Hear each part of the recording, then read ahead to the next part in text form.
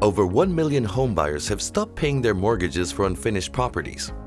This is causing concern for the Chinese Communist Party. What does this mean for the future of China's real estate market? How will this impact the country's economy? As of July 16, 25 provinces and 286 residential projects in China have ordered homeowners to stop paying mortgages.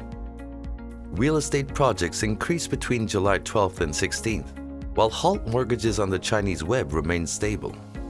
Each real estate project affects thousands of homeowners. In Wuhan, Evergrande stalled project sold more than 5,000 units with 80 million in pre-sales. The administration may have manipulated data to misrepresent the situation. As of July 12, 14 projects have stalled, affecting 46,000 families and costing 34.7 billion yuan, or $5.14 billion according to Chinese media. This data predicts 940,000 purchasers and $105 billion for 286 projects. The trend predicts that by the time this episode airs, over 1 million Chinese homeowners will have stopped paying their mortgages, risking loan funds worth over $100 billion. The Chinese Communist Party's Central Committee, CCP, reacted immediately as expected. On July 14th, the China Banking Regulatory Commission collaborated with the building sector and the party's central bank to help local governments deliver buildings, livelihoods, and stability. More than 10 banks, including 6 large banks, joint stock banks, and city merchant banks responded the same day. The foreman and the homeowner met. The foreman alleges construction workers haven't been paid in 3 months. This Wuhan neighborhood is known as the most educated because 60% of its 2,400 homeowners have a university degree or higher. Developers have severed their capital chains, leaving their projects unfinished. In the previous episode, we revealed China's real estate pyramid scheme's most critical link. To purchase time, property developers may claim to work under the CCP. The government's 1994 pre-sale policy allows developers and builders to borrow money using incomplete projects as collateral. Once the loan is delivered to the borrower, the homeowner puts down 30% and borrows 70% through a mortgage. Xi'an has the most incomplete buildings, with over 70 projects damaged according to unofficial statistics. China's pre-sale system has laws on down payments and loans for property buyers, but they're so vague that local governments and banks can interpret them however they like, so they're rarely implemented. Government agencies and developers have collaborated to prescribe the down payments and loan funds to property buyers in various notices of mortgage default. Homeowners claim that numerous banks issued loans erratically and failed to manage money throughout the pre-sale of the property. Reminiscing a 2021 survey, which found that China's 3 decades of real estate boom have created massive debt rather than riches.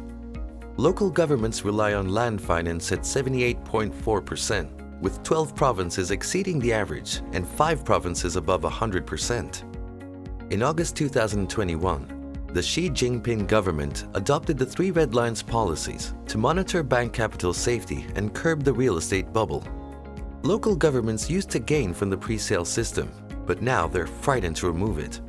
The Chinese government reported that by 2021, the total floor area of unfinished, undeliverable projects in 24 major cities would remain unfinished, putting most builders in a capital crisis. The abolition of the pre-sale mechanism would increase capital pressures on developers in the short term, leading to more bankruptcies and stalled developments. Local governments in China have approved over 300 measures to bolster the real estate business, including strange deals like wheat and garlic for homes on June 21, 2022. The real estate sales index has decreased for 11 consecutive months, year over year as of May. In April and May 2022, big city housing market transactions dropped by almost 40%. After the news of wheat and garlic for down payment in 2 counties in Henan province went viral, Weibo real estate developers promoted 30 cents per 500 grams of wheat and 74 cents per 500 grams of garlic for a home up to $24,000 in mortgage payments. On June 28th, Nanjing-based leading developer New City Holdings offered watermelons for up to $15,000 to watermelon growers. Producers receive $1.5 for 500 grams of watermelon to pay for a new house. The lethargic real estate market has the CCPA worried that on June 17, 2022, a new term, malicious non-buyers, will be coined. In Shandong Province's Qingdao Municipal Government's official document, anyone who deliberately doesn't buy a home and has a large bank deposit will be cautioned and counseled. Since June, the government has been interviewing those with large bank accounts who do not buy real estate. These communities' stable, high-income residents have met their home ownership needs and have no fresh expectations. One article claims that buying a new home to satisfy the work unit will only cause problems. Nearly 10 cities encourage government employees to lead real estate purchases.